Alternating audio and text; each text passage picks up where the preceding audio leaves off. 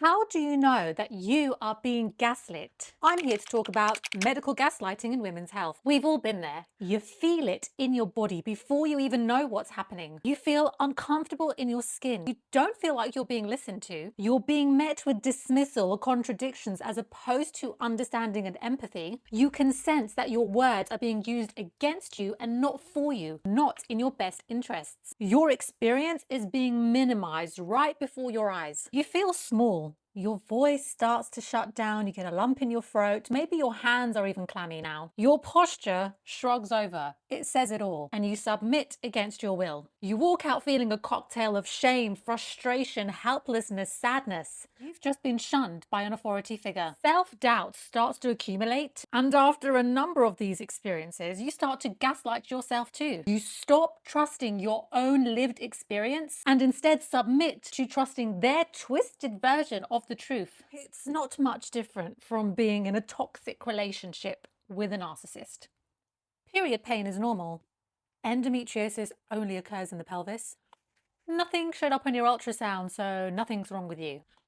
Yes, you have an endometrioma, but that doesn't mean you have endometriosis. Bowel symptoms, that's IBS.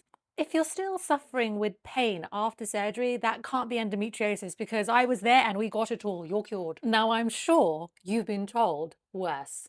So please do share in the comments. Doctors, nurses, and consultants alike will gaslight by normalizing your experience, twisting your words to misdiagnose you, take advantage of your anxiety and vulnerability, and use your mental health against you. And my favorite, abuse their authority as a medical practitioner to override and shut down any statements you make in support of your concerns. Medical gaslighting isn't just harmful to your physical health, putting you in a potentially dangerous position while appropriate healthcare is being withheld. It can hurt your psychological well-being too. In fact, that's more or less what they count on. Repeated incidences of medical gaslighting will break down your willpower. It discourages you from pushing for what you know is best for you, what you know is right. It leaves you feeling beaten by the system, like you have no choice but to submit to the gaslighter's will. So, how do you deal with a gaslighter? Again, it's not going to be much different from dealing with a gaslighter in personal relationships. Once you can sense that you're being gaslit,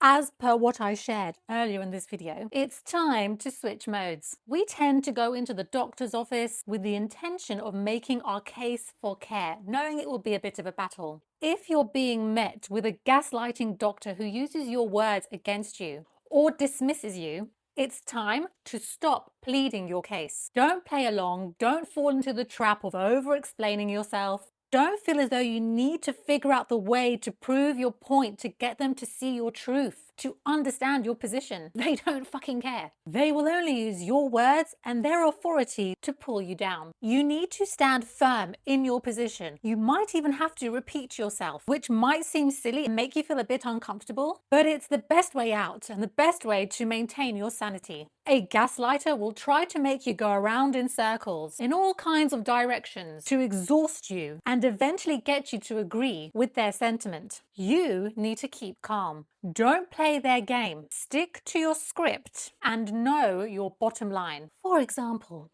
as I said, or I don't agree, or this is my lived experience. I've been reporting severe symptoms to you for months. The pill hasn't changed anything. I'm bleeding heavily too. I know and understand the symptoms for endometriosis, adenomyosis, PCOS. Pick one. I know that my case requires a referral to gynecology. I'm here to ask you to refer me so that my case can be investigated by the right specialist. Either make the referral or state it on the record that you are refusing the referral for whatever reasons you've just stated. So I know how to proceed. What that basically is saying, without explicitly stating it, is I'm not responding to your BS. I'm not engaging with your dismissive statements or misdiagnosis. I know my body best and I've done my research. I know what medical care I am due. So either follow through or state for the record that you're being negligent. End of conversation.